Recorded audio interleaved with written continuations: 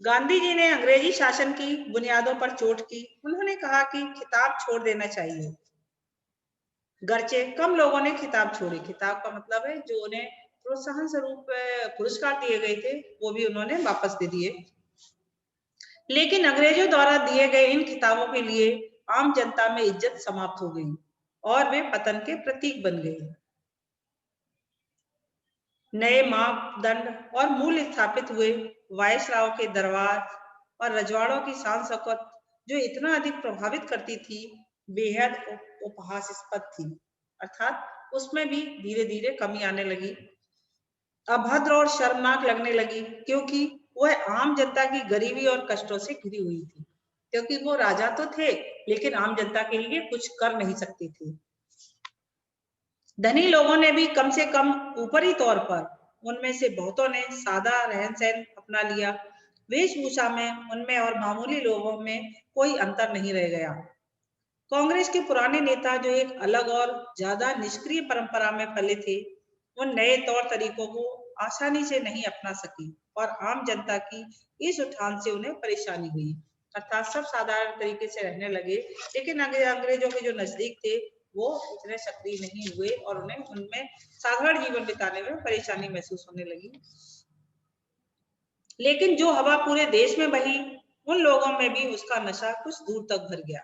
ऐसा कहा जाता है कि भारतीय मानस मूलतः निवृत्त मार्गी है। अर्थात भारत के लोगों की जो प्रवृत्ति है वो इस तरह की है कि वो सब कुछ छोड़ सकती है, सब कुछ त्यागने की प्रवृत्ति उनके अंदर है। इसलिए उन्हें इसमें कोई भी तकलीफ नहीं हुई कि उन्होंने जो राशि ठाट बाट में रहना था वो सब त्याग दिया।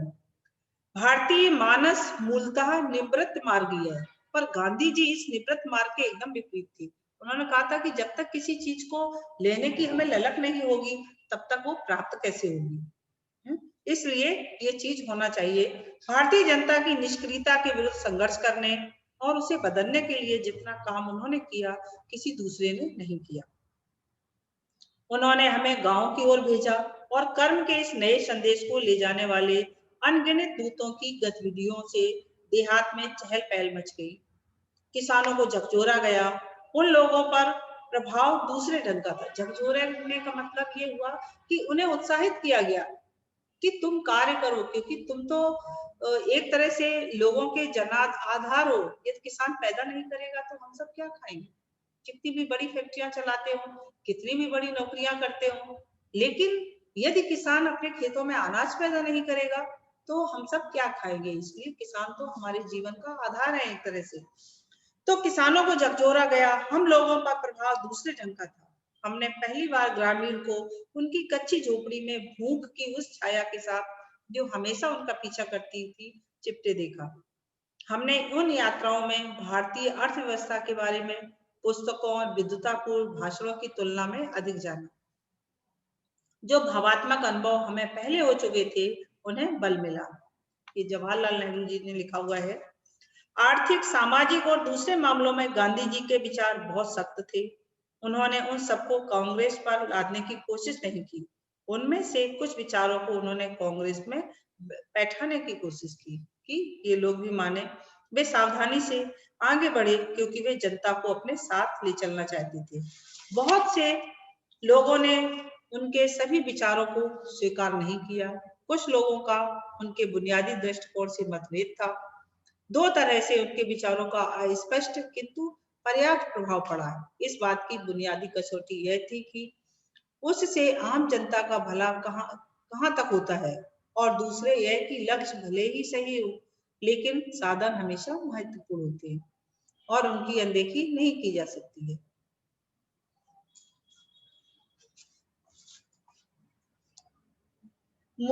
गांधी जी मूलतः धर्मप्राण व्यक्ति थे। वे अपने अंतरतम की गहराइयों तक हिंदू हैं, लेकिन धर्म संबंधी उनकी अवधारणा का किसी सिद्धांत, परंपरा या कर्म कांड से कोई संबंध नहीं था। थे हिंदू थे, लेकिन वो कर्म कांडों में विश्वास नहीं करते थे।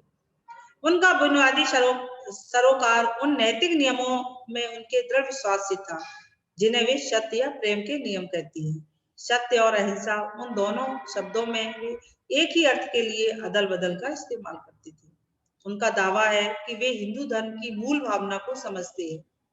उन्होंने हर उस सिद्धांत और व्यवहार को नामंजूर किया जो उनकी आदर्शवादी व्याख्या से मेल नहीं खाता था। वे सबसे ऊपर नैतिक नियमों की सत्ता मानते थे, अर्थात ईश्वर ही मुख्य है। जो नैतिक नियम है उनको किसी ईश्वर ने नहीं बनाया हुआ है, हम सबने बनाया और हम सबने ही उनको लागू कर दिया है और हम सभी उसको उचित और अनुचित में बांट दिया है।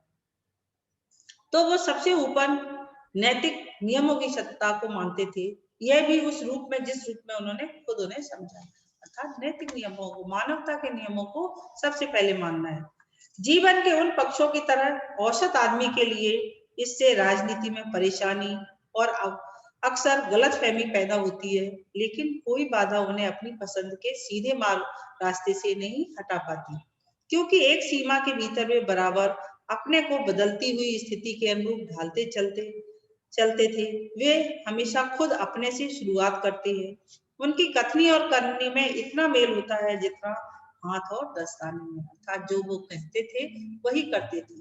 लेकिन आजकल के नेताओं में कहते तो कुछ है और करते कुछ और है। लेकिन महात्मा गांधी की कथनी और करनी में बहुत मेल था, जैसा हाथ में पहने हुए दस्ताने एक दूसरे से अलग नहीं है।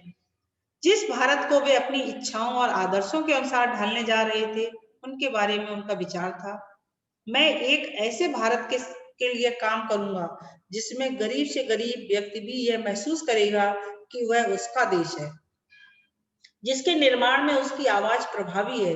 एक ऐसा भारत जिसमें लोगों के ऊंचे ऊंचे नीच वर्ग नहीं होंगे, ऐसा भारत जिसमें सब जातियां पूरी समभाव से रहेंगी। ऐसे भारत में छुआछूत या नशीली मदिरा और दवाइयों के अभिशाप के लिए कोई जगह नहीं होगी। स्त्रियों को पुरुषों के समान अधिकार होंगे। यही मेरे सपनों का भारत है, जहां उन्हें अपनी हिंदू विरासत का गर्व था। वहां उन्होंने हिंदू धर्म को एक सार्वभौमिक बाना पहनाने का प्रयत्न किया और सत्य के घेरे में सब धर्मों को शामिल कर लिया। उन्होंने अपनी सांस्कृतिक विरासत को संकीर्ण बनाने से इनकार कर दिया, अर्थात उन्होंने ये सोच लिया कि हमारी संस्कृति हमारे साथ ही है, हम उनको दूर नहीं कर सकते हैं। उन्होंने लिखा, भारतीय संस्कृति न हिंदू है, न इस्लाम है, न पूरी तरह से कुछ और है, यह सबका मिला जुला रूप है। उन्होंने आगे लिखा, मैं चाहता हूं कि मेरे घर के पास सारे देशों की संस्कृति जितनी स्वतंत्रता से संभव हो उतनी स्वतंत्रता से फैले, लेकिन उनमें से कोई मेरे पैर उखाड़ दे, मुझे ये मंजूर नहीं। रहे तो सब आसपास रहे, चाहे विदेशी भी आकर के हमारे देश में रहने लग जाए, लेकिन मेरे अस्तित्व को खत्म मत कर। हमारे भारत का जो अपना अस्तित्व है वो कायम रहना चाहिए, भले ही कोई भी आकर के यहाँ पर रहे। आधुनिक विचारधाराओं से प्रभावित होकर उन्होंने कभी अपनी जड़ों को नहीं छोड़ा और उन्हें मजबूती से पकड़े रखा।